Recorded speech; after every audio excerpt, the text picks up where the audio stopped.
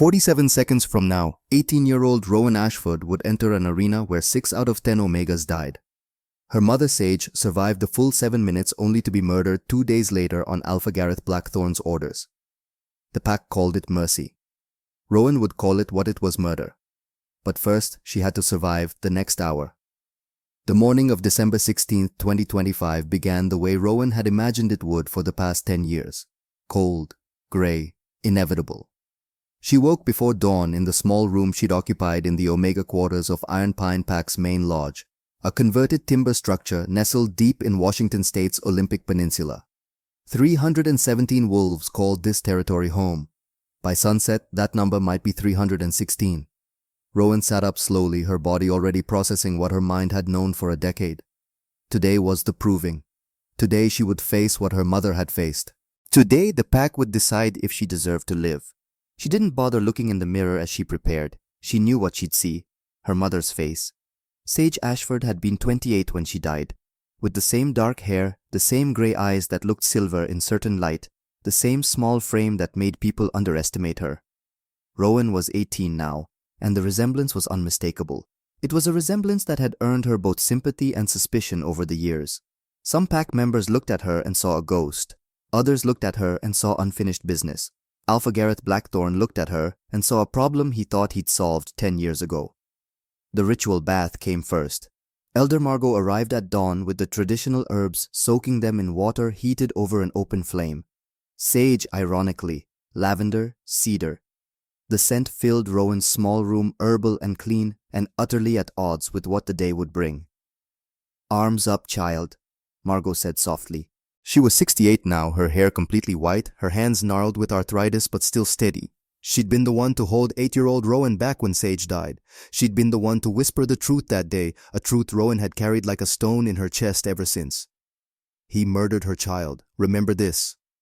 Rowan lifted her arms. Let the old woman wash her with careful efficiency. The water was hot enough to redden her skin, the herbs strong enough to make her eyes water. This was tradition.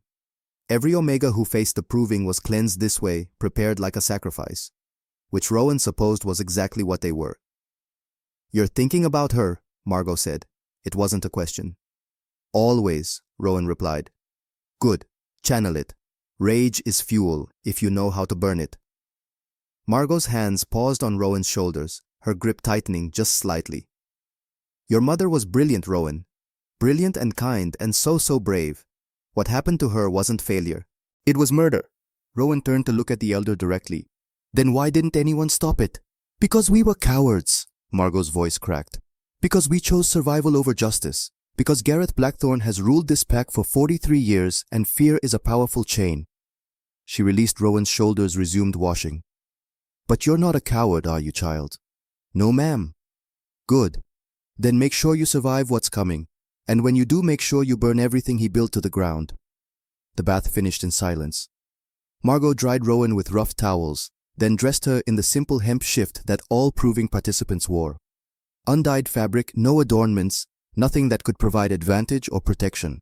Just a body and its will to survive. Before she left, Margot pressed something into Rowan's hand. A hairpin.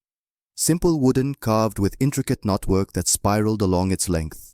"Your mother wore this the day she faced the proving," Margot whispered. "It's not a weapon. It's a reminder. You come from a line of healers, Rowan. Healers know anatomy. They know where bodies break." Rowan closed her fingers around the pin, felt its weight. "Thank you. Don't thank me until you're standing in that arena alive with Gareth's blood on your hands." The old woman left. Rowan was alone. She had 2 hours until the ceremony began. 2 hours to prepare for what came next. She used them the way she'd used the last 10 years studying. The small leather journal was hidden beneath a loose floorboard under her bed. She'd found it 3 years ago, tucked into the foundation of the old healer's cottage where Sage had worked. Her mother's handwriting filled every page, meticulous notes about herbs, treatments, pack members' medical histories. But hidden in the margins, written in a code Rowan had spent months deciphering, was the truth. Evidence of murder. Sage hadn't just been a healer, she'd been a detective. Over her 8 years in the position, she'd documented suspicious patterns. Omega, who survived proving trials but died shortly after. The numbers were damning: 2007, 2 survivors, both dead within a week. Cause listed infection. 2009, 1 survivor. dead in 3 days. Cause listed internal bleeding. 2011, 3 survivors, all dead within 5 days. Causes listed various complications. 2012, 1 survivor, dead in 2 days. Cause listed heart failure. 2013, 2 survivors, both dead within 4 days. Causes listed infections. 8 Omega total. 8 survivors who'd proven their worth only to die under suspicious circumstances that Sage had documented with a healer's precision. And then in Sage's final entry dated November 28, 2014, 3 months before her own proving, I found the financial records today. Gareth isn't just killing survivors. He's selling the ones he deems useful. Pretty Omega young and traumatized fetch high prices from rogue packs that don't ask questions. I found receipts, bank transfers, names. Kira Brennan's name is on a ledger. She survived her proving last month. They told us she ran away, but Gareth sold her for $15,000 to Crescent Pack. I wrote to the Shifter Council, sent the letter yesterday, but Gareth has spies in the mail system. If he intercepts it, if he knows I know. I'm scheduled for my proving in 3 months. I've been preparing. I can win. I know I can. But if I survive, he'll use secondary protocol. He'll kill me the same way he killed the others. Rowan, if you're reading this, I'm dead. And you need to understand I didn't fail. I was murdered. And you need to be smarter than I was. Document everything. Trust no one in Iron Pine. And when your time comes, don't just survive the proving. Survive what comes after. The hairpin I'm leaving you isn't just sentiment. It's a weapon. The tip is sharpened. Pressure points are marked in my anatomy notes on page 47, between C1 and C2 vertebrae. That's where wolves are most vulnerable. Be ruthless, my daughter, because mercy is what got me killed. Rowan had read those words 1,000 times. She'd memorized every detail in the journal, every name, every suspicious death. She'd studied her mother's healer notes on wolf anatomy pressure points, vulnerable areas. Sage had been teaching her daughter how to survive long after her death. Now sitting in her small room with 2 hours remaining, Rowan braided the wooden pin into her hair. Tight, secure, hidden in the complex pattern of her braid, invisible unless you knew to look for it. She turned to page 47 of the journal, reviewed the anatomical diagrams one final time. The cervical vertebrae, the narrow gap between C1 and C2. The technique her mother had perfected but never gotten to use. At 10 o'clock, the drums began. Deep, resonant thuds that echoed across the territory, calling the pack to witness. Rowan smoothed her shift and walked to her door. Her hands weren't shaking. That surprised her. She'd expected terror. Instead, she felt something colder, clearer. She felt ready. The walk from the Omega quarters to the proving arena took 7 minutes. Rowan had timed it before. The path wound through the heart of Iron Pine's territory, past the main lodge, past the training grounds, past the memorial stones where pack heroes were honored. Sage's name wasn't among them. Failures weren't memorialized. Pack members lined the path, hundreds of them. Some watched with pity, some with excitement, some with the blank faces of people who'd learned not to care because caring hurt too much when the dying happened over and over again. Rowan recognized faces. Beta Thorn, Reed Gareth's second in command, standing rigid with his jaw clenched. His daughter Ember had gone through the proving 5 years ago. She'd survived the trial. 3 days later, she was dead from what they called infection. Thorn had never been the same. As Rowan passed, their eyes met for a brief moment. Something flickered in Thorn's expression, recognition maybe, or guilt. Dr. Maren Walsh, the pack's head healer, stood near the arena entrance with her medical kit. She wouldn't meet Rowan's eyes. Maren had been the one to care for Sage after the proving, the one present when Sage died. The guilt had hollowed her out over the years, turned her into a ghost who moved through the pack house treating wounds but never quite being present. And there at the arena's edge, standing on the raised platform reserved for pack leadership, was Alpha Gareth Blackthorn himself. 67 years old, 6 feet 2 inches of solid muscle, gone slightly soft with age but still formidable. Gray hair, gray eyes, a face that might have been handsome once but had hardened into something cruel. He wore traditional Alpha regalia, leather and fur, silver wolf's headpins, the trappings of power accumulated over 4 decades of absolute rule. He smiled when he saw Rowan. It didn't reach his eyes. "Rowan Ashford," he called out, his voice carrying across the gathered crowd. "Daughter of the failed Omega Sage. Today you face the proving, as is tradition, as is law, as is your burden to bear. Do you understand what is required of you?" This was the ritual question. Every Omega answered the same way. "I understand." Do you accept the terms that survival proves your worth and failure proves your weakness? I accept. Then approach.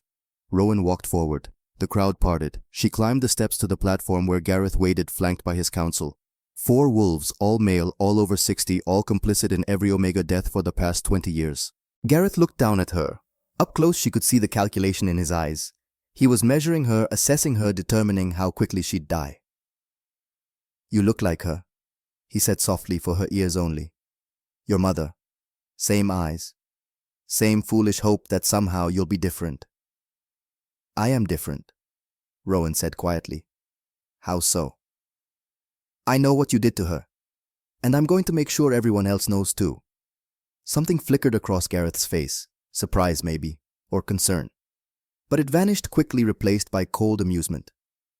Bold words for a girl who'll be dead in 10 minutes. Your mother said something similar once. Didn't end well for her. Then I suppose we'll find out if I'm smarter than she was. Gareth's smile widened.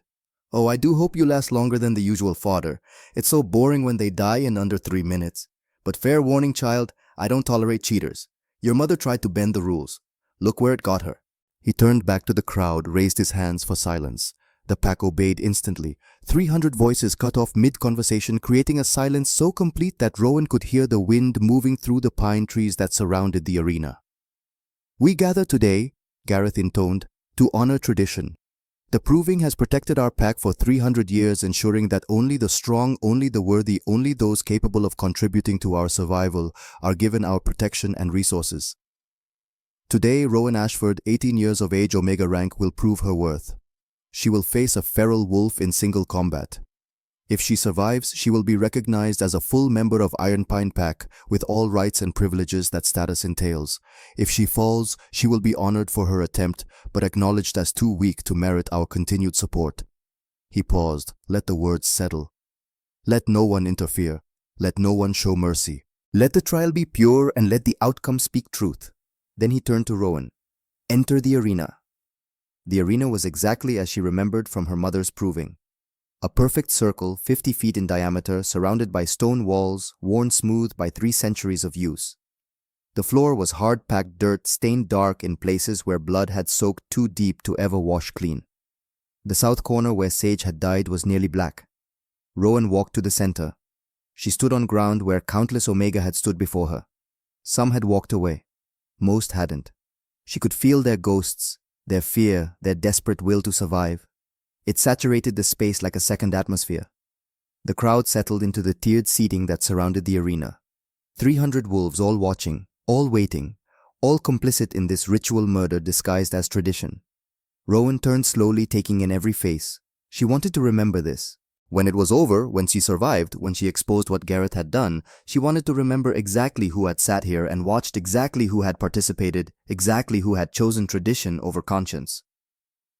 A gate rattled on the north side of the arena. The feral wolf was coming. Rowan positioned herself south, maximizing distance. She rolled her shoulders, loosened her muscles, forced her breathing to slow. Fear was poison. Fear made you stupid. She needed to be smart. She needed to be her mother's daughter. The gate rose. For a moment, nothing happened. Then the feral wolf emerged, female as Rowan had predicted, gray-black coat, matted and filthy. 187 pounds of muscle and hunger and mindless rage. The wolf's eyes were empty, devoid of the intelligence that marked shifters. This had been a person once, someone with a name, a life, a family. But disease or trauma or some curse had broken something essential, stripped away humanity and left only the beast. They called her Mara. She'd been feral for 4 years. She'd killed 6 Omega in provings. She'd injured 2 others so badly they'd died from their wounds days later. And now she was looking at Rowan. The charge came instantly. No hesitation, no assessment, just pure predatory instinct. Mara launched herself across the arena, covering 30 feet in seconds, jaws open, claws extended.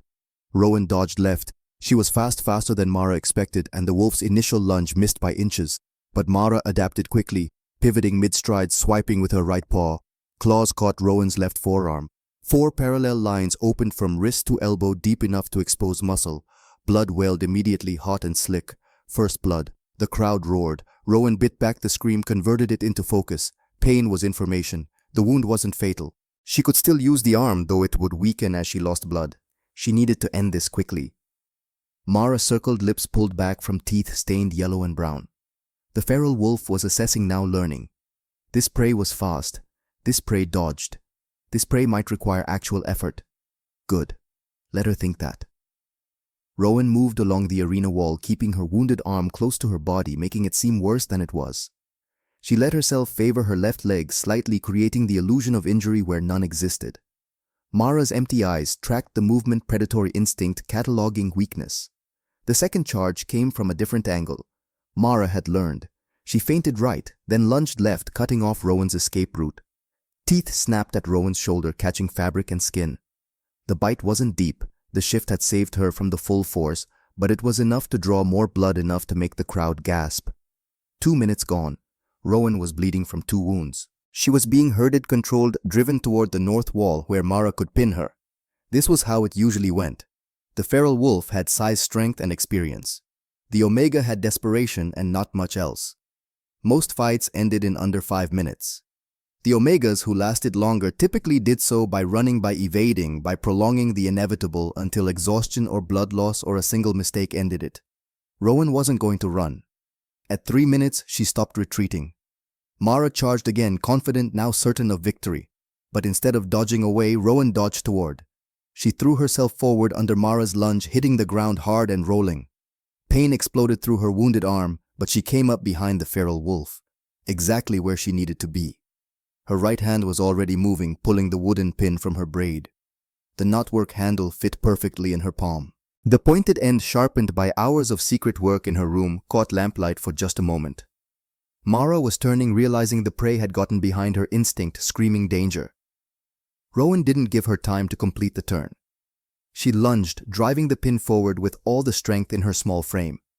She aimed for the spot her mother had taught her about in those journal notes, the space between the first and second cervical vertebrae, the gap where bone gave way to spinal cord. The pin punched through fur and skin and found the target. Mara's legs collapsed instantly. The feral wolf hit the ground, all 187 pounds of predator reduced to paralyzed dead weight in a single second. Her jaws snapped at empty air. Her eyes were wide, confused, still empty, but now also terrified in some animal way that had nothing to do with thought and everything to do with the brainstem's knowledge that something catastrophic had just happened. Rowan stepped back, breathing hard. Blood dripped from her arm and shoulder, spattering the dirt. 4 minutes and 23 seconds had elapsed. The arena was silent. Mara's breathing grew shallow, then stopped. Death came quickly when the spinal cord was severed. Humane in its way. More humane than being torn apart. Rowan pulled the pin free, wiped it on her shift, and returned it to her braid with hands that shook only slightly. Then she turned to face Gareth. The alpha was standing at the edge of his platform, hands gripping the railing. His face had gone white. "I won," Rowan called out, her voice carrying across the silent arena. 7 minutes wasn't required. The law states I must survive combat with the feral wolf. I survived. The wolf is dead. Therefore I have passed the proving. For a long moment no one moved. Then someone in the crowd started clapping. Beta Thorn. The sound was loud, deliberate, defiant. Others joined slowly. Not everyone, not even half, but enough that the silence broke into scattered applause. Gareth's face shifted from white to red. "Stop!" The clapping died instantly. Gareth's authority was absolute, enforced by decades of conditioning and fear. He descended from the platform slowly, deliberately, like a judge approaching the bench. "The trial," he said, his voice shaking with barely controlled rage, "is invalid." The crowd murmured. Rowan stood very still. The Omega used a foreign object, a weapon, a blade concealed in her hair. Gareth pointed at Rowan's braid. "That constitutes cheating. The proving requires combat with bare hands, teeth, and claws only. She violated the sacred rules." "It was a hairpin," Rowan said calmly. "It's adornment. Every Omega who enters this arena wears one. My mother wore this exact pin. You didn't declare it a weapon then. It became a weapon when you used it to kill. Everything becomes a weapon if you're desperate enough to survive. My hands became weapons. My teeth could have become weapons. The pin was simply more efficient." Gareth descended the final steps into the arena. He crossed the space between them slowly, deliberately, until he stood less than 3 feet away. Up close, Rowan could smell the anger on him, hot and metallic. "You're just like her," he said softly. "Your mother. Too clever. Too willing to bend rules. Too dangerous to leave alive. Then you admit you killed her because she was dangerous, not because she was weak. Something flickered in Gareth's eyes, a calculation, a recognition that he'd said too much. But he recovered quickly, turned back to the crowd. Rowan Ashford has violated the sacred terms of the proving through use of a concealed weapon. Therefore, her victory is null. Therefore, she has failed the trial. Therefore, secondary protocol is enacted. The crowd gasped. Even those who'd sat silent through dozens of provings reacted to that. Secondary protocol was whispered about but rarely invoked. Most pack members didn't know the details. Rowan did. She'd read about it in her mother's journal. Secondary protocol meant execution. "Guards," Gareth called. "Seize her! Take her to the reflection chamber. She'll be dealt with at dawn." Two large males descended into the arena. Both were council enforcers. Both had dead eyes. Both had done this before. They grabbed Rowan's arms, ignoring her wounds, and dragged her toward the exit. Rowan didn't fight. Fighting was pointless, but she kept her eyes on Gareth as they pulled her away. "My mother survived," she called out. "She beat the feral wolf in 6 minutes 47 seconds. You released a second wolf. You changed the rules because she won. And when that killed her, you told everyone it was mercy. But it was murder, Gareth. It was always murder." "Silence her!" Gareth snapped. One of the guards clamped a hand over Rowan's mouth. They dragged her through the crowd down the path back toward the pack lodge, but not to the Omega quarters. Instead, they descended a staircase Rowan had never been allowed to access, down into the basement levels, down into darkness. The reflection chamber was a cell, 8 feet by 8 feet, stone walls, iron door, no window, a bucket in the corner, nothing else. They threw Rowan inside. She hit the far wall hard, slid to the floor. The door slammed shut. A lock clicked. Darkness, complete and absolute. Rowan sat there, breathing hard, her wounds throbbing. She could feel blood still seeping from her arm, though slower now. Her shoulder ached. Her body was starting to understand that the adrenaline was fading and the pain was real, and possibly she was going to die down here in the dark just like her mother had died in public light. But she'd won. She'd survived the proving. She'd proven her point. And Gareth had shown exactly what he was, a tyrant who couldn't tolerate anyone who threatened his control. Time passed. Rowan couldn't measure it. Could have been an hour. Could have been 3. The darkness was disorienting, the silence oppressive. She felt her way around the cell, memorizing its dimensions. 8 paces one way, 8 paces the other. Stone walls, solid and cold. Iron door, no handle on the inside. Bucket that smelled like previous occupants' fear. This was where they brought Omega, who survived. This was where her mother had spent her final hours. Rowan sat down in what she calculated was the center of the cell, closed her eyes even though it made no difference in the darkness, and focused on breathing. In for 4 counts, hold for 4, out for 4, hold for 4. The meditation technique kept panic at bay, kept her thinking clearly. She had until dawn. Gareth would come then or send his enforcers. They'd make it look like an accident, probably. Complications from proving wounds, infection, tragic but unavoidable. Unless she escaped, unless someone helped, unless child. The voice came from above, barely a whisper. "Rowan, child, can you hear me?" Rowan looked up, though she couldn't see anything. The voice was familiar. "Elder Margot?" "Yes. Listen carefully. I don't have much time. There's an air vent in the east corner of your cell near the ceiling. Can you reach it?" Rowan stood, felt her way along the walls until she found the corner. Her fingers brushed metal grating. She stretched, standing on her toes. Her fingertips could just touch the lowest edge. "I can reach it, barely. Pull, the screws are old. I loosened them last night. Pull hard." Rowan pulled. The grating resisted, then gave way suddenly. She caught it before it could clatter to the floor, lowered it carefully. Behind where it had been was darkness but moving air. A shaft. "Your mother and I planned this," Margot's voice continued through the vent. "After she went through the proving, we knew Gareth would kill her. We knew he'd use secondary protocol.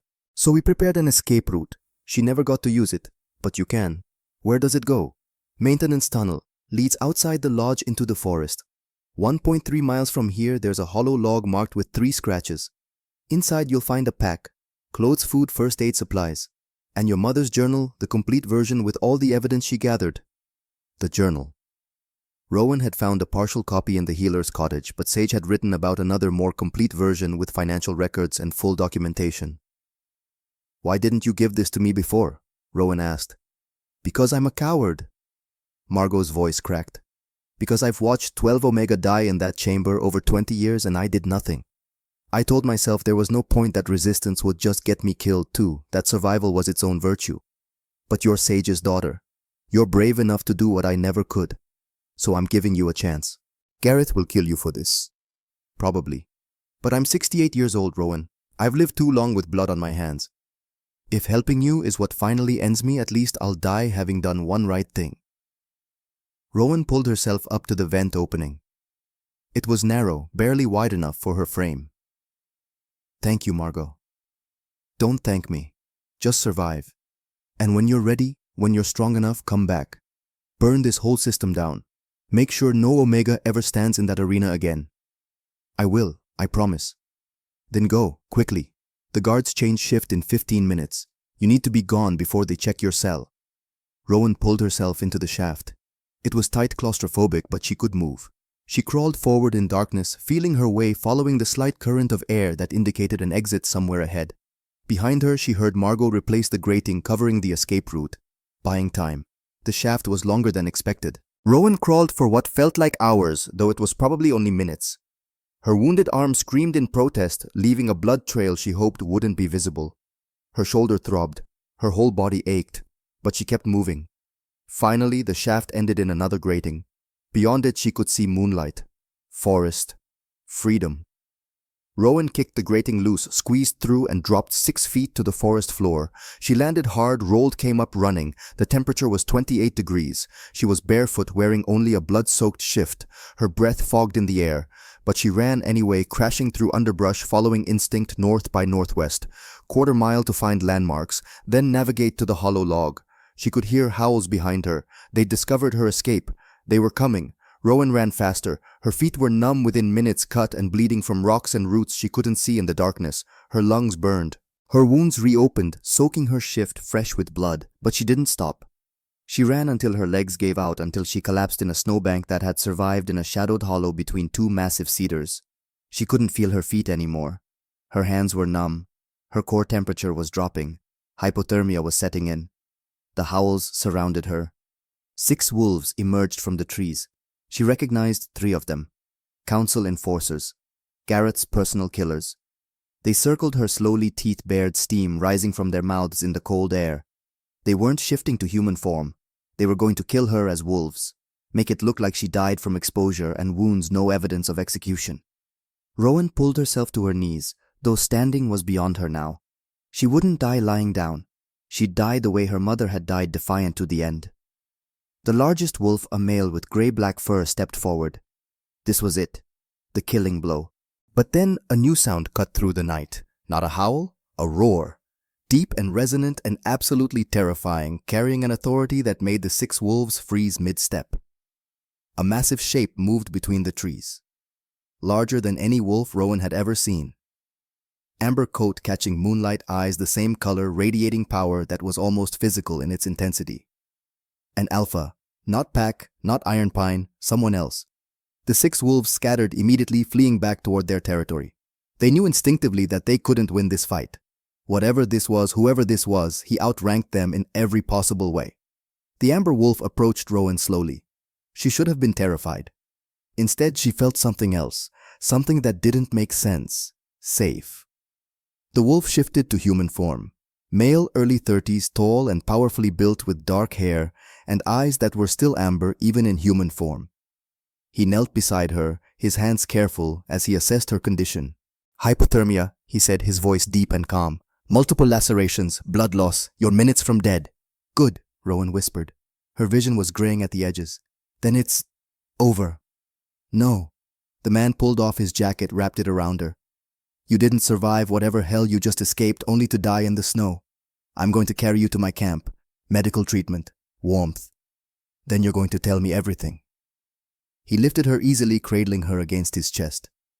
His body heat was incredible, cutting through the hypothermia fog. Rowan tried to protest, tried to say something about the journal, the evidence, but words wouldn't form anymore. And then something happened. The moment his skin touched hers, his hand against her wrist to check her pulse, a connection snapped into place, like lightning and coming home at the same time, like destiny recognizing itself. The mate bond. She'd learned about them in pack education. Rare, powerful, instant recognition at first touch between fated partners. This stranger, this alpha who'd saved her life was her mate. The last thing Rowan remembered before unconsciousness claimed her was the sound of his heartbeat, steady and strong, and a voice that seemed to come from very far away saying, "Hold on, you're safe now, I've got you." And then darkness swallowed everything, and Rowan Ashford's first day as a survivor became something else entirely. Became the beginning of something larger. Became the moment everything changed. But she wouldn't know that until she woke up. Rowan woke to warmth. It was the first thing her brain registered before pain, before memory, before anything else. Warmth. Real warmth, the kind that came from fire and shelter and safety. For a moment she couldn't process it. The last thing she remembered was cold. Bone-deep, killing cold that had turned her extremities numb and her thoughts sluggish. She opened her eyes slowly. Canvas ceiling, fabric walls glowing orange from lamplight. A tent. Large, military-grade from the look of it with proper insulation, and a small wood stove in the corner radiating heat. Rowan was lying on a camp bed covered in thick wool blankets. Her body was clean, her wounds bandaged professionally. Someone had dressed her in soft cotton clothing that wasn't hers. The shift she'd worn during the proving was gone. She tried to sit up. Her body protested immediately, every muscle screaming. The movement must have made noise because a voice spoke from somewhere to her left. "Easy. You've been unconscious for 3 hours. Your core temperature was 92 degrees when I found you. That's dangerously close to fatal." Rowan turned her head. The amber-eyed man from the forest sat in a folding chair near the stove, a laptop open on his knees. He was dressed now in practical outdoor clothing, thermal layers, cargo pants, boots. His dark hair was still slightly damp, like he'd recently shifted. "Who are you?" Rowan's voice came out hoarse, her throat raw from cold air and everything else. "Callahan Stone, Alpha King of the Northern Territories." He closed the laptop, set it aside, gave her his full attention. "And you're Rowan Ashford, daughter of Sage Ashford, who survived the proving 4 hours ago and was sentenced to execution under something called secondary protocol, which would make you a fugitive from Iron Pine Pack, and very, very lucky that I happened to be camping 1.7 miles from their border. Alpha King." The words penetrated slowly through Rowan's exhausted mind. The Northern Territories covered Washington, Oregon, parts of Idaho and Montana, hundreds of packs, thousands of wolves, and the Alpha King had authority over all of them, appointed by the Shifter Council to maintain order and enforce laws that individual alphas couldn't be trusted to uphold on their own. "You were investigating Gareth," Rowan said. It wasn't a question. The Alpha King didn't camp in random forests during December for recreation. Callahan smiled slightly. "Smart. Yes. I've been investigating Alpha Gareth Blackthorne for 7 months. Suspected murder of Omega following proving trials. Possible trafficking. Financial irregularities. But until tonight I had no proof. Just anonymous tips and suspicious patterns." He leaned forward, elbows on his knees. "Then I felt your escape. Heard the howls. Saw 6 enforcers hunting an unarmed Omega in the snow. That's when suspicion became certainty." His amber eyes held hers, intense and unwavering. "Tell me everything." So Rowan did. She told him about her mother's death 10 years ago. About the journal she'd found with evidence of 8 Omega murdered post-trial between 2007 and 2013. About surviving the proving herself only to be declared invalid because she'd used her mother's hairpin. About secondary protocol and the reflection chamber and Elder Margot's desperate rescue. Callahan listened without interrupting, his expression growing darker with each detail. When Rowan finished, he stood and paced to the tent entrance, looked out at the pre-dawn darkness. "Gareth Blackthorne," he said quietly, "has been Alpha of Iron Pine for 43 years. In that time, according to official records, 37 Omega have gone through the proving. 15 died during the trials. That's a 40% mortality rate. But you're telling me that survivors also die.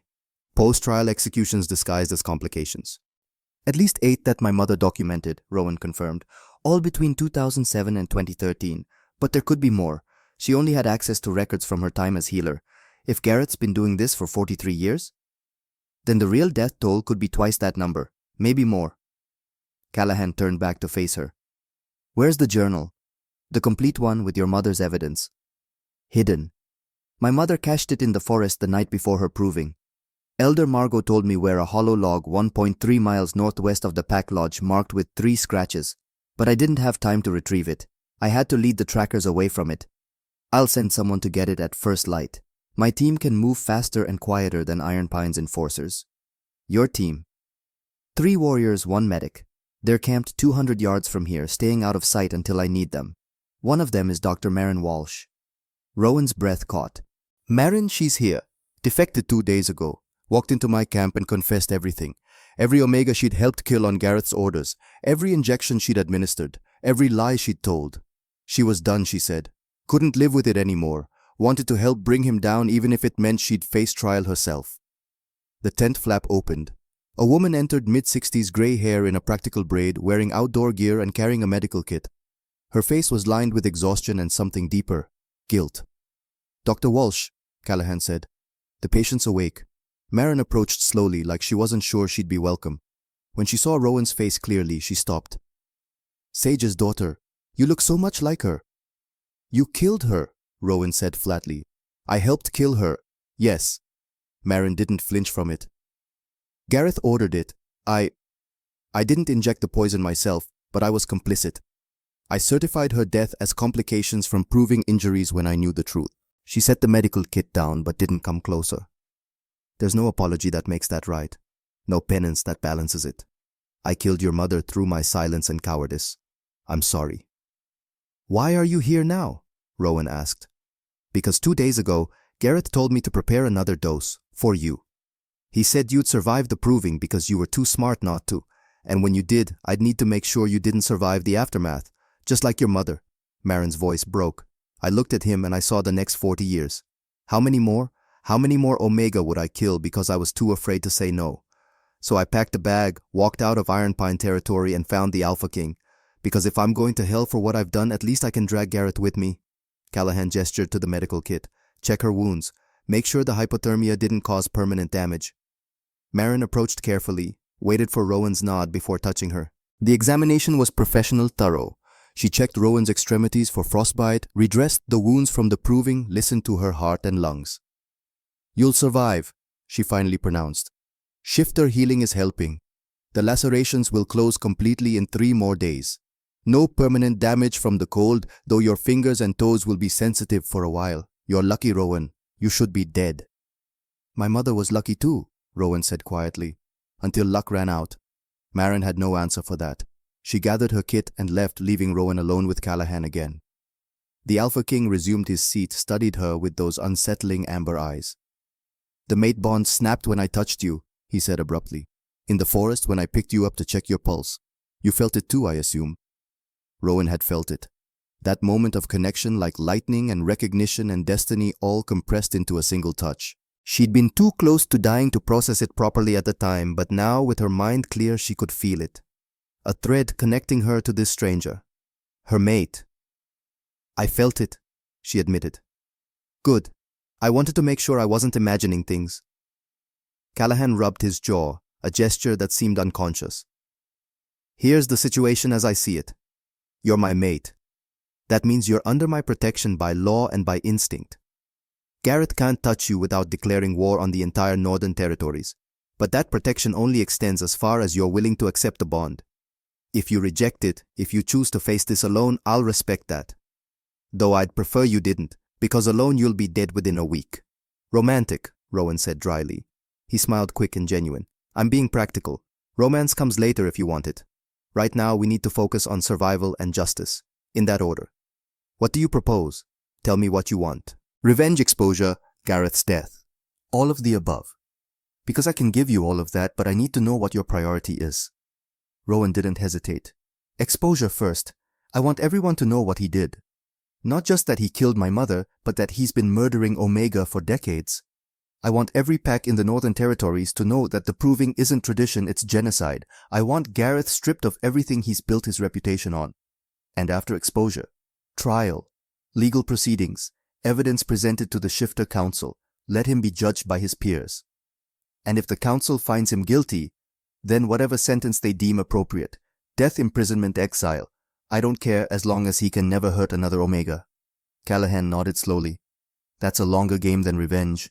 It requires patience, evidence gathering, political maneuvering. It could take weeks. I have time.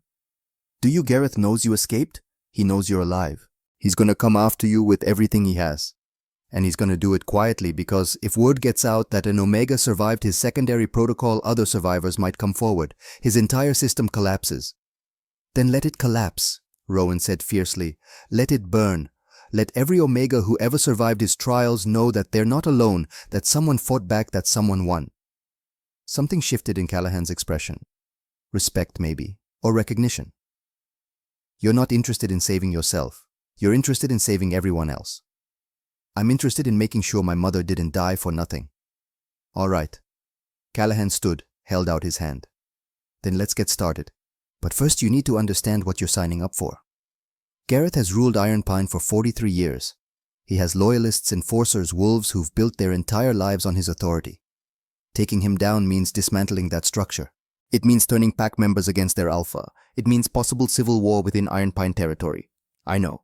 And you're willing to risk that, the deaths that might result. More Omega will die if we do nothing. At least this way, we're fighting for something that matters. Callahan's hand was still extended. Rowan looked at it for a long moment, understanding what acceptance meant. This wasn't just alliance. This was partnership. This was acknowledging the mate bond, accepting his protection, binding herself to his authority and his resources.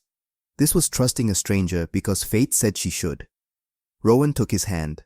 The bond solidified instantly, clicking into place like a lock finding its key. She could feel him now, not just as a presence in the tent, but as a constant awareness at the back of her mind. His determination, his controlled anger at what he'd learned, his absolute certainty that they would win this. It should have been invasive. Instead, it felt like relief. Good, Callahan said. Now let's talk strategy. The plan took shape over the next hour. Callahan's team would retrieve Sage's journal from the hololog. They'd review the evidence, identify patterns, cross-reference with council records to find discrepancies. Meanwhile, Maren would provide her testimony documenting every Omega death she'd witnessed or participated in. Names, dates, methods, but that wasn't enough. They needed more survivors, more voices, more proof that this wasn't isolated incidents, but systemic murder. I know of 2 others, Maren said. She'd returned to the tent summoned by Callahan and now sat across from Rowan with a tablet displaying pack medical records. Kira Brennan and Sienna Vale. Both survived the proving. Both were scheduled for secondary protocol. Both disappeared before execution could be carried out. Disappeared how? Rowan asked. Sold. Maren pulled up files, showed photographs of 2 young women. Kira, 20 years old now with red hair and green eyes. Sienna, 25 with dark skin and silver eyes. Gareth has a side business. Pretty Omega who survived the trials are worth money to certain rogue packs. Packs that don't ask questions about where their purchased breeders come from. Rowan's stomach turned. He sells them. Sold them, Callahan corrected grimly. Past tense, because both women escaped. Kira 2 years ago, Sienna 5 years ago. And both of them are currently in my territory under my protection, waiting for a chance to testify against the alpha who tried to murder them. Hope flared in Rowan's chest. They're alive. Alive and angry. When I started investigating Iron Pine, they found me, volunteered their stories, been helping with the investigation ever since. He checked his watch. They're 3 hours away. I sent for them when I found you. They should arrive by dawn. Dawn. Rowan looked toward the tent entrance, saw the faintest lightening of the sky. 5 hours since she'd escaped the reflection chamber. 5 hours that had transformed her from condemned fugitive to protected mate of the Alpha King, surrounded by allies, building a case that would destroy Gareth Blackthorne. It felt surreal. There's something else, Maren said quietly. Something I need to tell you before the others arrive, about your mother's death. Rowan tensed. What about it? The official story is that she died from the second wolf's bite during the proving. Severe injuries, blood loss, trauma. But Maren's hands shook slightly as she pulled up another file on her tablet. I was the healer on duty that night. I treated Sage after the proving. Her injuries were severe, 3 broken ribs, punctured lung, extensive lacerations. But I stabilized her. She was going to survive. The words hung in the air, impossible and terrible. 2 hours after the proving ended, Maren continued, her voice barely above a whisper. Alpha Gareth came to the medical room. He dismissed me, said he wanted to speak to Sage privately to offer comfort. I obeyed. When I returned 20 minutes later, Sage was dead. Rowan couldn't breathe, couldn't think, couldn't process what she was hearing. Gareth said she'd taken a sudden turn, Maren said, that her injuries had been worse than I thought, but I saw the syringe in the trash, saw the empty vial, and when I performed the required examination, I found concentrated foxglove in her system. Tears streamed down the healer's face. Your mother didn't die from the proving, Rowan. She survived it, survived the arena entirely. She was healing. She would have lived. Gareth murdered her with poison while she lay helpless in a medical bed. The tent seemed to tilt. Rowan's vision blurred. All these years, she'd believed her mother died in the arena. Died from the second wolf's bite. Died from Gareth's cheating, but at least died fighting. But no, Sage had won, had survived, had been healing, and Gareth had murdered her anyway. Why didn't you say anything? Rowan's voice came out strangled. Why didn't you expose him? Because I was afraid. Maren's voice broke completely. Because he threatened my daughter. Because I chose my child's life over justice. Because I'm a coward who's been carrying this guilt for 10 years and it's been eating me alive, and I'm so sorry. Callahan's hand found Rowan's shoulder, steadying her. This changes things, he said quietly. Gareth didn't just rig the proving. He committed premeditated murder of a helpless patient. That's not tradition gone wrong. That's cold-blooded killing. He needs to pay, Rowan said. Her voice was ice. Not just for my mother. For all of them. Every Omega he murdered, every life he destroyed, every family he shattered. He needs to pay. He will, Callahan promised. We'll make sure of it. Kira Brennan and Sienna Vale arrived as the sun rose over the Olympic Peninsula, painting the forest in shades of gold and amber. They came on foot, moving with the easy confidence of trained warriors flanked by 2 of Callahan's guards. Kira was smaller than her photograph suggested, barely 5 feet tall, but she moved like contained violence. Her red hair was cut short, practical. Her green eyes swept the camp, cataloging threats automatically. Survival instinct honed by years of captivity and escape. Sienna was taller, rangier, with the build of a long-distance runner. Her silver eyes were unusual, striking against her dark skin. She carried herself with coiled tension, like she was always ready to fight or flee. Both women stopped when they saw Rowan. You're Sage's daughter, Kira said. Not a question. I am. We heard you went through the proving yesterday. Heard you survived. Heard Gareth invoked secondary protocol. Kira's expression was carefully neutral. Heard you escaped, that true. All of it. Sienna whistled low. Damn. I was in that cell for 16 hours before I got out. You made it in under 4. Impressive. Elder Margot helped. She had an escape route prepared. Margot. Kira's face softened slightly. She tried to help me too. Warned me what was coming. Didn't have time to set up an escape before they moved me to the sale location. But she tried. She's one of the good ones. They gathered around the camp stove as dawn strengthened into morning. 5 people, Rowan, Callahan, Maren, Kira, and Sienna. 5 people who'd all been damaged by Gareth Blackthorne in different ways. 5 people who were going to destroy him. Callahan laid out the plan. We have evidence. Sage's journal, Maren's testimony, Kira and Sienna's stories. That's 4 sources, 20+ deaths, documented financial crimes proven. But we need to present it properly. If we go to the Shifter Council now, Gareth will claim we're biased. That the Alpha King is overreaching, that the Omega are lying to gain advantage. So what do we do? Rowan asked. We expose him publicly, in front of witnesses who can't be dismissed, in front of his peers. Callahan pulled out a map, spread it on the ground. Gareth is hosting a victory feast 3 days from now, celebrating your death. He's invited 5 neighboring alphas as witnesses to Iron Pine's strength and adherence to tradition. Those alphas will serve as our jury. You want us to infiltrate the feast, Sienna said. Crash the party, drop evidence in front of everyone. Exactly. Gareth can't silence 5 alphas, can't threaten them, can't make them disappear. They'll hear the evidence, they'll have to respond, and the Shifter Council will have no choice but to investigate. It's risky, Kira pointed out. Gareth will have security, guards everywhere. The moment we're recognized, we're dead. Unless we're not recognized. Callahan looked at Rowan. You'll go in as a servant, Omega kitchen staff.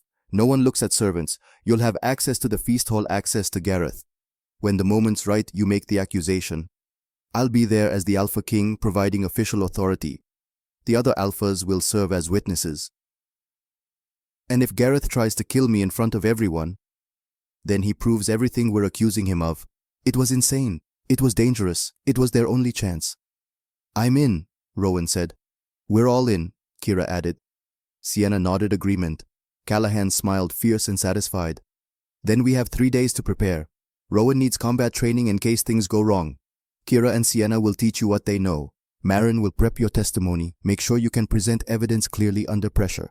And I'll coordinate with the visiting alphas, make sure they understand something significant is happening at this feast. What about Gareth? Rowan asked. He'll be searching for me. What if he finds this camp? Let him try. Callahan's eyes flashed amber. I'm the Alpha King. My authority supersedes his. Any attack on my camp is an attack on the council itself. He's not that stupid. The first day of training broke Rowan's body. Kira and Sienna showed no mercy, putting her through drills that exposed every weakness. Combat stances, defensive positions, how to fight when you are smaller and weaker than your opponent, how to use speed and intelligence when you lacked strength. You beat the feral wolf smart, Kira said, circling Rowan in wolf form, forcing her to track the movement. Now learn to fight smart against wolves who can think. Rowan shifted her brown wolf, smaller than Kira's red, but faster. They sparred for 2 hours until Rowan's muscles screamed. Then Sienna took over, teaching her how to present evidence under pressure, how to speak clearly when terrified, how to maintain eye contact with powerful alphas. Your mother's journal is your weapon, Sienna explained, but only if you can wield it effectively. Practice your speech, make it clear, make it undeniable. By evening, Rowan could barely move. Her wounds from the proving were healing, but the new injuries from training had replaced them. Bruises, strained muscles, the comprehensive ache of a body pushed past its limits. Callahan found her sitting outside the tent, watching the sun set through the trees. He sat beside her without asking permission, handed her a canteen of water. You're doing well, he said. I'm terrible. Kira threw me 6 times. Sienna said my testimony was too emotional. Kira throws everyone. And Sienna's right about emotion, but that's not necessarily bad. Emotion is honest. It makes people listen. He paused. The mate bond. We haven't talked about it properly. About what it means beyond alliance and protection. It means I'm yours and you're mine, Rowan said. By destiny or fate or whatever force decides these things. But you can choose to reject it. The bond is powerful, but it's not slavery. If you don't want this... I'm not ready for forever, Rowan interrupted. I'm not ready to think about futures and children and all the things mates are supposed to plan. Right now I'm focused on survival and justice. That's fair. But I'm not rejecting the bond either. I felt it when you touched me. I feel it now, this awareness of you, this certainty that you're on my side. I need that right now. Callahan's smile was warm. Then we'll take it slow. Build something real instead of rushing into something because fate said we should. They sat together as darkness fell, not touching but connected through the bond, both processing what came next. 3 days. 3 days to prepare. 3 days until everything either worked perfectly or collapsed catastrophically. Underscore underscore underscore underscore underscore underscore underscore underscore underscore underscore underscore underscore underscore underscore underscore underscore. Day 2 brought unexpected complications. Callahan's scouts reported movement around Iron Pine territory. Gareth had dispatched search parties 20 wolves strong, combing the forest in expanding circles. We need to move camp, one of Callahan's warriors reported. They'll find us if we stay here. But Callahan shook his head. Moving signals guilt. We stay. If they find us, they find the Alpha King on legal investigation business. Gareth can't touch us without declaring war. That afternoon, while Rowan practiced her testimony with Sienna, the search party found them. 20 wolves emerged from the tree line surrounding the camp in loose formation. They stopped at a respectful distance, not attacking but clearly present. A threat barely restrained. Callahan stepped out of the main tent, still in human form, radiating authority that made even the trained enforcers hesitate. Gentlemen, he said mildly, can I help you? The lead wolf shifted. Beta Thorn Reed. His face was haggard, exhausted, conflict written in every line. Alpha King, we're searching for a fugitive, an Omega who escaped custody last night. Dangerous, unstable. We believe she may have fled this direction. Did she? Callahan's tone suggested he found this amusing. And you think I'm harboring fugitives? We hope you haven't been deceived. The Omega in question is cunning. She may have lied to gain your protection. What's her crime? She failed the proving, used illegal weapons, then assaulted guards during her lawful detention. Fascinating. Callahan crossed his arms. And Alpha Gareth sent you to find her personally? He's concerned, for her safety as much as pack security. The forest is dangerous. She's wounded. We want to bring her home before she dies of exposure. How considerate. Callahan's voice hardened. Tell Alpha Gareth that if I find his fugitive Omega, I'll handle her according to Shifter Council law, which means investigation, fair trial, and due process, not whatever secondary protocol nonsense he usually employs. Thorne's face paled. You know about... I know many things, Beta Reed. I've been investigating your Alpha for 7 months. Every Omega death, every suspicious execution, every financial irregularity. Callahan's amber eyes bored into Thorne's. So when you return to Iron Pine, tell Gareth this: I'm coming for him. And when I do, he'd better have excellent lawyers. The wolf stood frozen, processing this. Finally, Thorne nodded stiffly. But before he turned to leave, his eyes found Rowan standing at the tent entrance. Their gazes locked for a brief moment. My daughter Ember, Thorne said quietly, his voice barely carrying. She survived her proving 5 years ago. 3 days later, she was dead. Infection, they said. But I found a letter she'd hidden. She knew Gareth was going to kill her. She knew, and she wrote me goodbye, and I found it too late. His voice cracked. If you're building a case against him, Alpha King, you have my testimony when you need it. I failed my daughter. I won't fail justice. Then the search party left, disappearing back into the forest. Rowan stood trembling, not from cold, but from the realization of what had just happened. Beta Thorne Reed, Gareth's own second-in-command, had just offered to betray his Alpha. The cracks in Gareth's empire were showing. Day 3 began with news that changed everything. A messenger arrived at dawn, young female barely 20, covered in road dust and clearly exhausted. She collapsed at the camp perimeter, gasping for breath. Marin treated her while Callahan extracted the message. What they heard made everyone in camp go still. Gareth moved the victory feast, the messenger said between gulps of water. From 3 days to tonight, he's claiming you're planning to attack Alpha King, that you're using the fugitive Omega as excuse to wage war on Iron Pine. He wants witnesses present immediately to prove Iron Pine's innocence. Tonight, Rowan repeated. We're not ready. We'll have to be ready. Callahan's face was grim. This is Gareth's move. He knows we're planning something, so he's forcing our hand. We either act tonight or lose our chance entirely. They had 8 hours to prepare. 8 hours to turn 2 days of training into a plan solid enough to work. 8 hours before Rowan walked back into Iron Pine territory as a servant carrying her mother's journal and enough evidence to destroy an Alpha who'd ruled unchallenged for 43 years. 8 hours before everything either ended in victory or ended in death. Then we don't have time to waste, Rowan said, standing. Let's finish this. The Iron Pine Pack Lodge rose from the forest like a monument to power. 3 stories of timber and stone built over generations, radiating authority that had gone unchallenged for 4 decades. Tonight, every window blazed with light. Every torch along the pathway burned. The victory feast was in full display, celebrating the death of an Omega who had dared to survive. Rowan stood at the forest's edge, watching wolves stream into the main entrance. Pack members in their finest clothing, visiting Alphas with their entourages. Everyone gathering to witness Gareth Blackthorn's triumph over yet another threat to his absolute control. They had no idea they were walking into his downfall. Remember, Callahan said quietly beside her. He was dressed in full Alpha King regalia now, formal leathers, silver wolf's headpins marking his rank, an aura of authority that made even the trees seem to lean away. You enter through the servants' entrance on the east side. Kitchen staff will be too busy to question a new Omega. Work your way to the main hall. When Gareth makes his speech about your death, that's when you reveal yourself. And you'll be there, Rowan confirmed.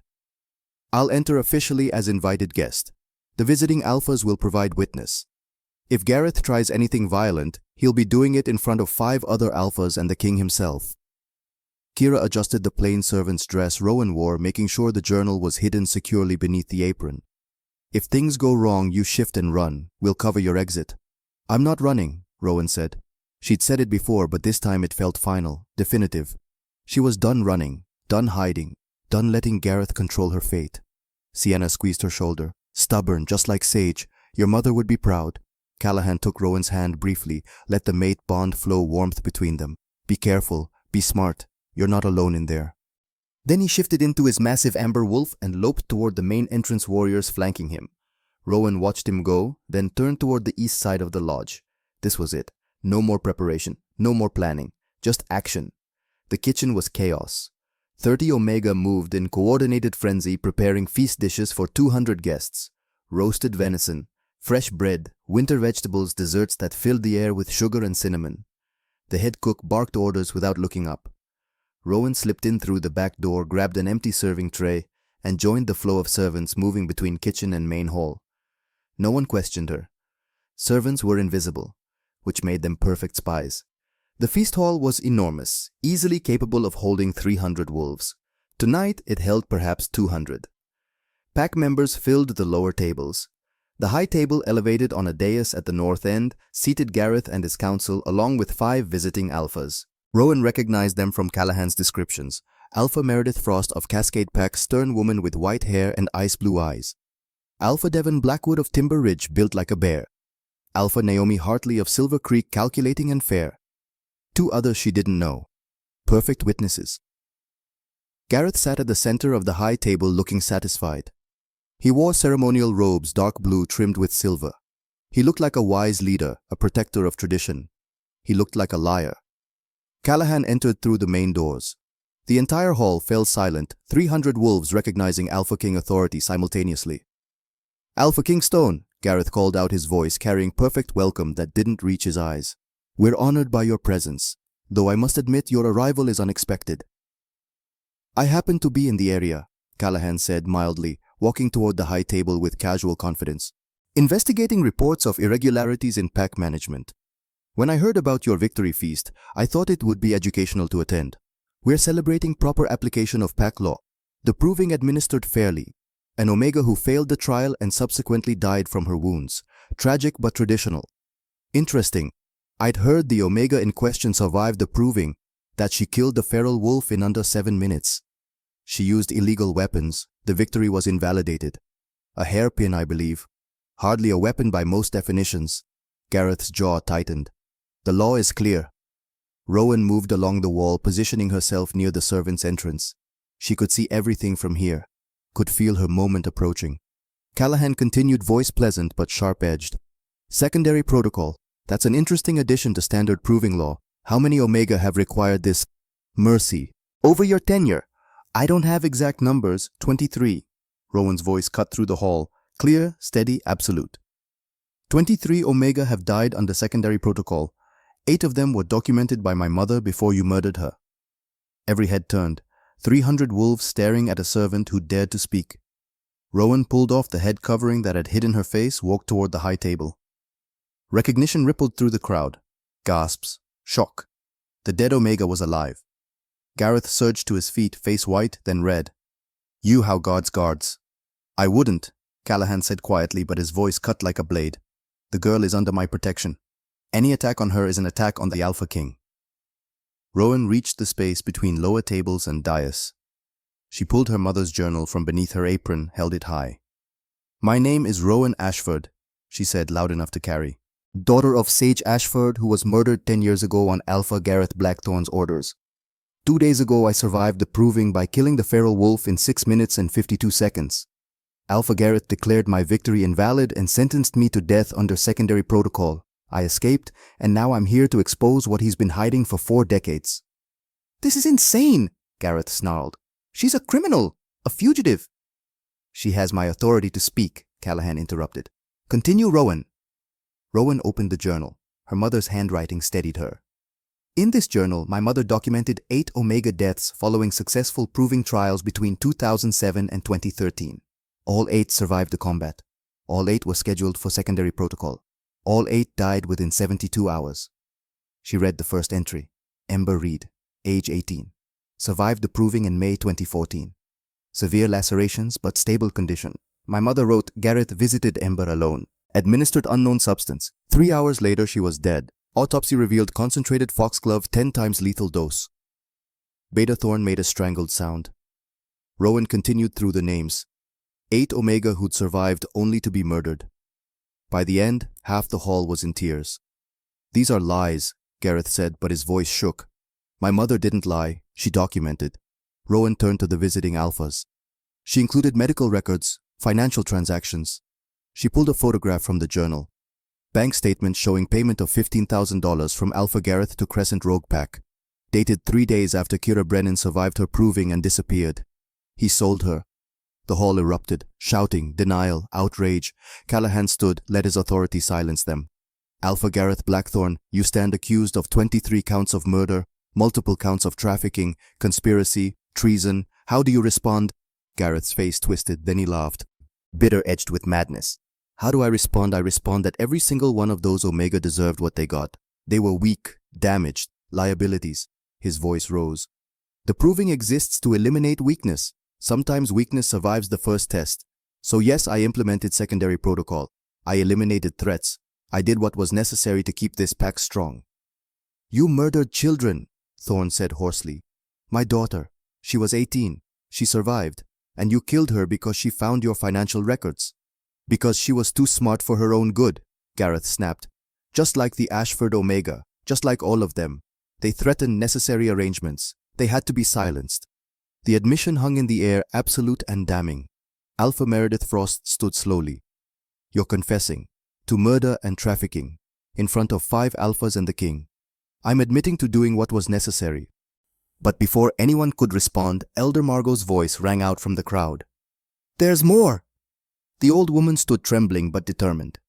Something I've kept silent about for 10 years. Something everyone needs to know. She walked forward slowly, each step deliberate. When she reached the open space before the dais, she turned to face the crowd. Sage Ashford didn't die from the second wolf's bite, Margot said clearly. I was present in the medical room that night. Dr. Marin Walsh stabilized her. 3 broken ribs, punctured lungs, severe lacerations, but stable. She was going to survive. The crowd went silent. 2 hours after the proving, Margot continued. Alpha Gareth dismissed the healer, said he wanted to speak privately with Sage. When Marin returned, Sage was dead. Gareth claimed sudden complications, but there was a syringe in the trash, an empty vial of concentrated foxglove. Margot's voice hardened. Sage Ashford survived the proving entirely. She survived the arena. She was healing. And Alpha Gareth murdered her with poison while she lay helpless in a medical bed. Not because she failed, but because she discovered his crimes and reported them to the Shifter Council. The revelation detonated through the hall like a bomb. This wasn't rigging a trial. This was cold-blooded murder of a helpless patient. Gareth's face went from red to white. You have no proof. I have Dr. Walsh's testimony, Callahan said. She's prepared to testify to everything. The injection, the poison, the cover-up. By Shifter law, Gareth said desperately, I have the right to challenge my accuser, trial by combat. If the Omega is so convinced of my guilt, let her prove it the old way. The hall went silent. Rowan felt ice settle into her stomach. This was his escape, his move. I accept, she said. Rowan, you don't have to, Callahan started. I accept, she repeated louder. Trial by combat, tonight. Same arena where my mother died, Gareth smiled coldly. Excellent, wolf form, to the death, no interference. Agreed. The proving arena looked exactly as it had 2 days ago. Stone walls, dirt floor, bloodstains, torches burning. The space where 23 Omega had died, proving worth that should never need proving. Tonight would see one final trial. Gareth entered from the north, already shifting. His massive grey wolf radiated confidence. 228 pounds of experience and certainty. Rowan entered from the south. She didn't shift immediately, wanted him to see her face.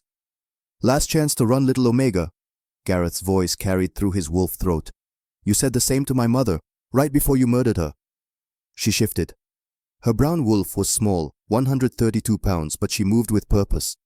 Gareth charged first. Rowan dodged left. She'd fought the feral wolf. She'd trained with Kira. She knew her advantages. They exchanged blows. Gareth landed first blood claws across her shoulder, but Rowan targeted his old injuries, the slight favor he gave his right leg. Minutes passed. 4, 5. Gareth's breathing grew heavier. Rowan was bleeding but kept moving, kept forcing him to chase. At 6 minutes, Gareth made his mistake. Lunged when Rowan fainted, overcommitted, exposed his back leg. Rowan took it, bit down hard, tendons tore. Gareth roared, spun, caught her face. Blood filled her mouth, but Gareth was limping now. At 7 minutes, Rowan went for the kill. She didn't use her mother's technique, not this time. This time she charged directly at him, accepting his bite to her shoulder in exchange for position. They crashed together, but Rowan had trained for this. She used his momentum against him, came out of the roll behind his neck. Her teeth found the gap between C1 and C2 vertebrae. She bit down with everything she had. Gareth's spine severed with an audible crack. He crashed to the ground, paralyzed. Rowan stood over him, panting, bleeding. She shifted to human form. Gareth's eyes were wide, terrified. He tried to shift but couldn't. Paralysis prevented it. "You're paralyzed?" Rowan said quietly. "Shifter healing won't fix a severed spine. You'll live the rest of your life unable to move, unable to shift, trapped." She knelt beside him. "I could kill you now? End it. You murdered my mother while she was helpless, just like you are now." The arena held its breath. "But that's not justice. That's revenge. And there's a difference."